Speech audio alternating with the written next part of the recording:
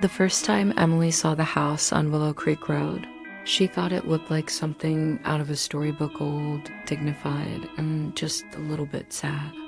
The weathered Victorian stood on a lonely patch of land, its once white siding faded to a pale gray, shutters hanging slightly askew. It was the kind of place you either fall in love with immediately or cross the street to avoid. She and Mark fell hard for it. "This is it," Mark had whispered, squeezing her hand as they stood in the front yard. "We can fix it up, make it ours." The realtor smiled like she'd been holding her breath, ready to unload a property that had been on the market for years. "It needs some love, but at this price, you won't find anything else like it." The price was absurdly low.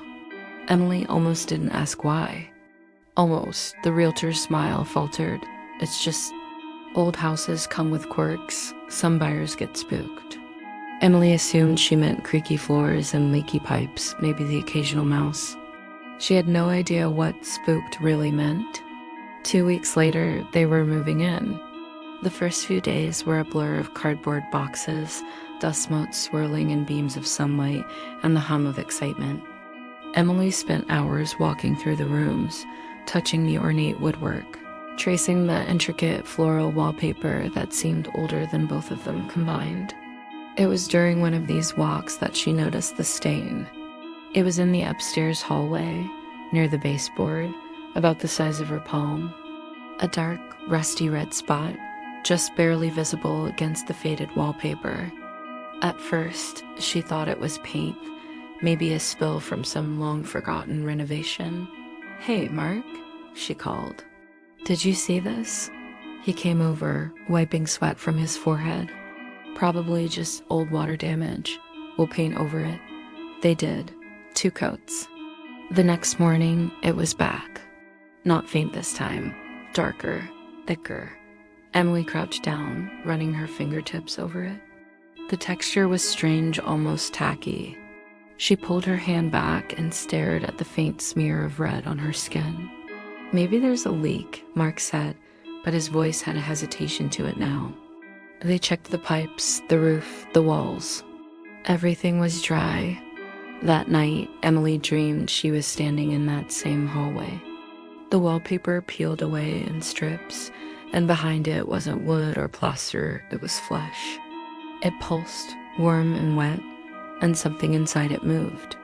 She woke up gasping, her heart pounding in her chest. Mark was still asleep beside her. She didn't tell him about the dream. The next day, there were more stains. One in the dining room, near the floor. Another in the corner of their bedroom.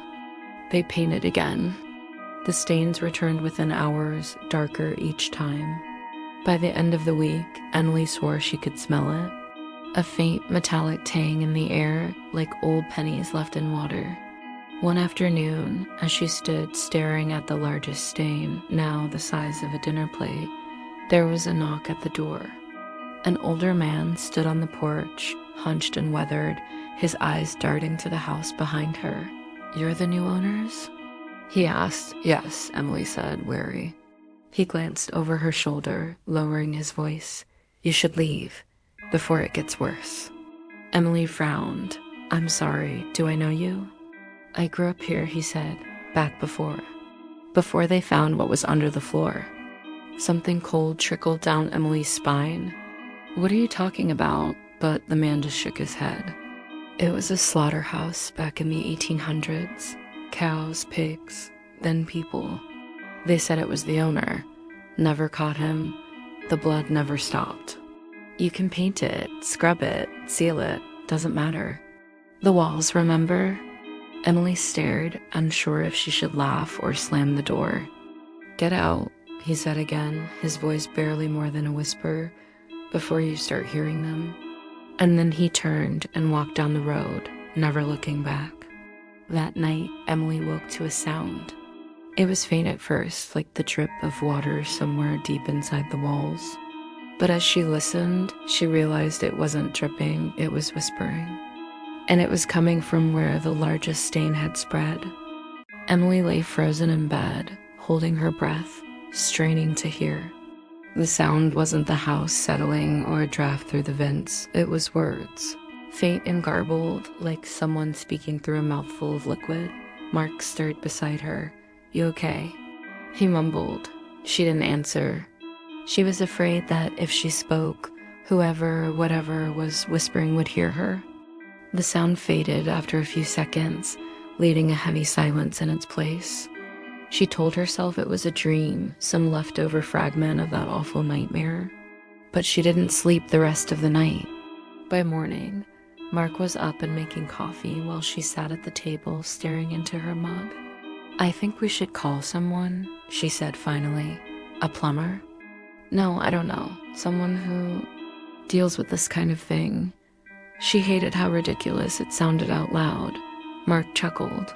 "What kind of thing? Creepy old houses, weird stains?" "Come on, Em, we've got to be logical." But she saw it in his face. He was unsettled too. He just didn't want to admit it. They tried to ignore it. Over the next few days, the stains multiplied, appearing in every room. Some were no bigger than coins, others large enough to cover half a wall. When Emily touched one in the living room, she swore it was warm. Then came the smell. It started faint, a hint of iron in the air. But soon it was heavy and suffocating, clinging to their clothes, their skin, even their hair. No amount of cleaning could get rid of it. On the 5th night, they heard it again, the whispering. This time, both of them. "Do you hear that?" Emily whispered, gripping Mark's arm. He nodded, his eyes wide in the dark. The sound rose and felt like breath, the words just beyond understanding. Mark got out of bed, grabbed the flashlight, and followed the sound down the hall. Emily trailed behind, her skin prickling. The largest stain was in the upstairs hallway now, stretching from the baseboard halfway up the wall. The whispering was loudest there. Mark shone the flashlight on it, and Emily's stomach lurched. The stain was glistening, wet, as if the wall itself was bleeding. Then something shifted.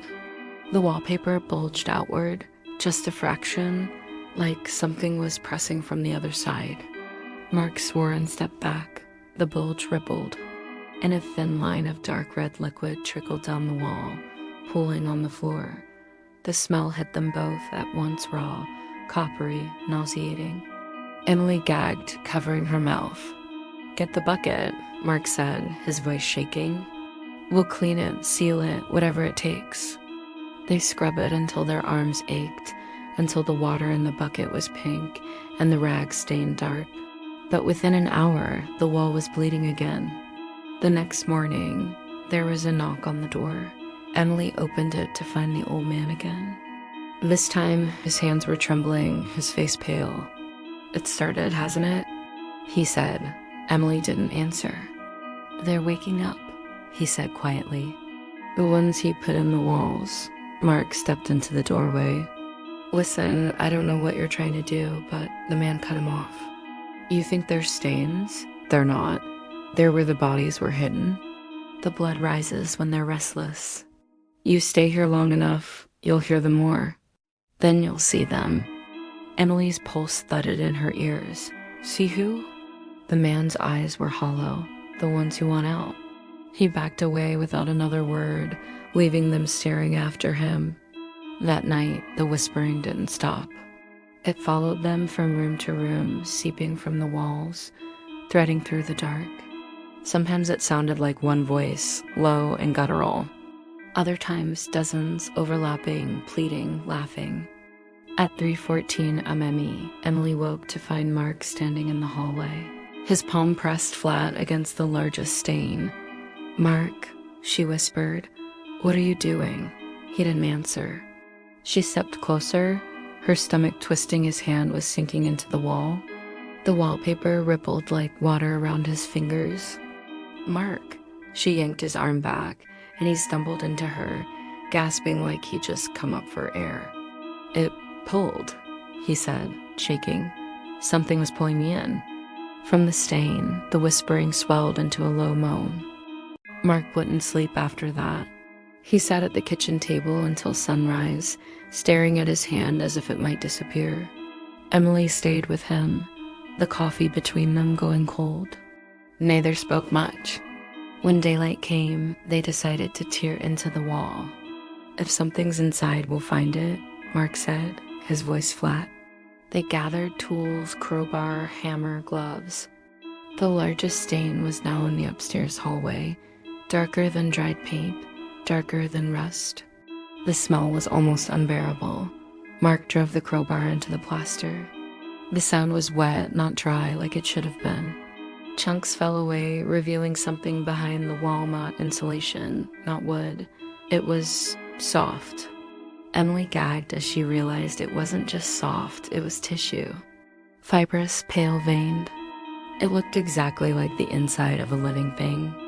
"That's not possible," Mark whispered, his knuckles white around the crowbar.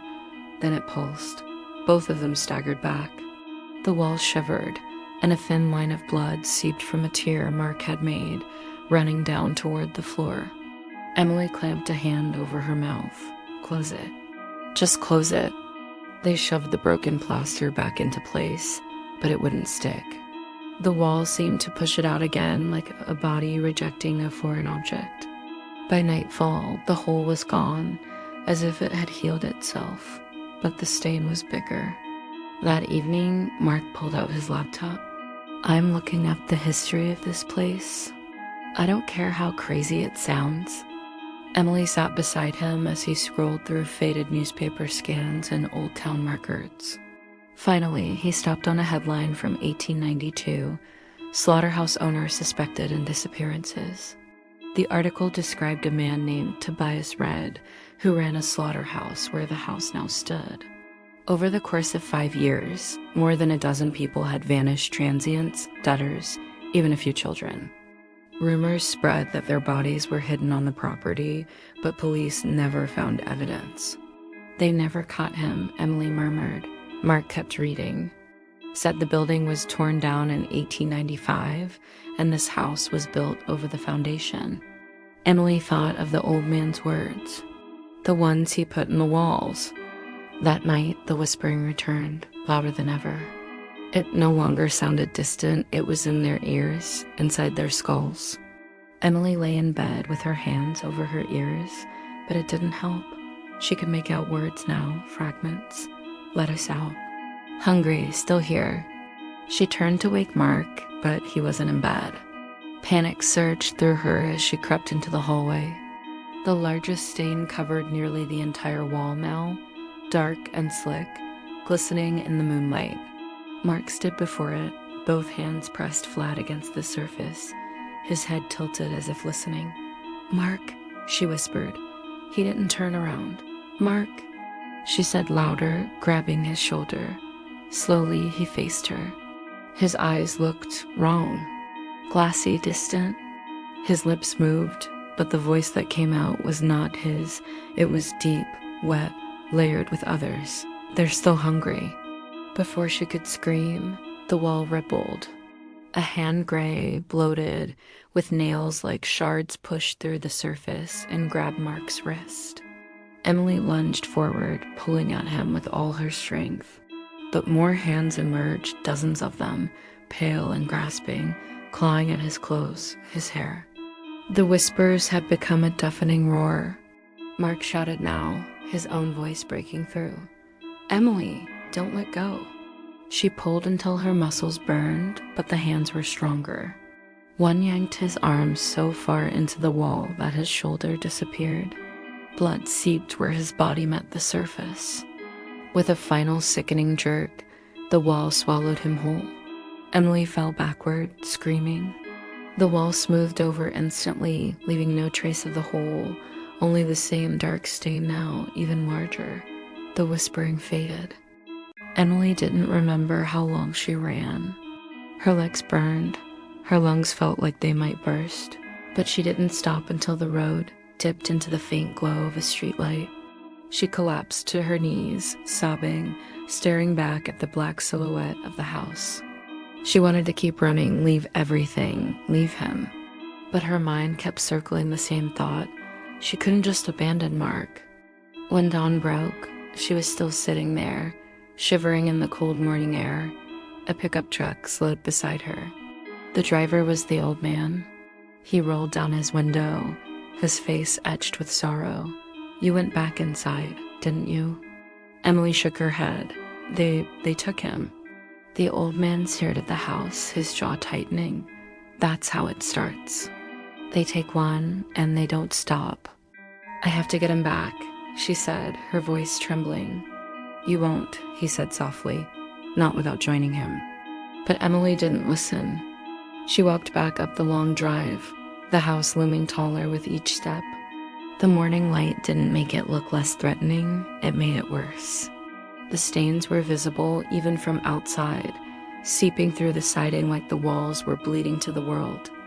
Inside, the air was thicker, the smell overwhelming.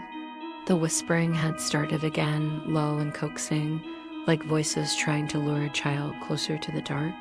Emily followed it upstairs.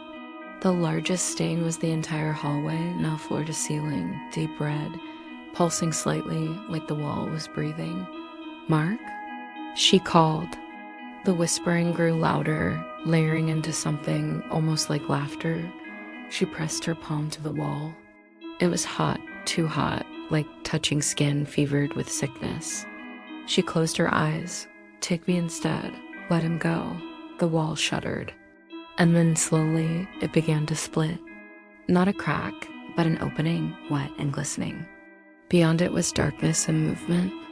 Figures shifted inside, their shapes distorted like bodies floating in thick water. Mark was there. His face pale, his mouth opening and closing soundlessly. His eyes met hers for a moment.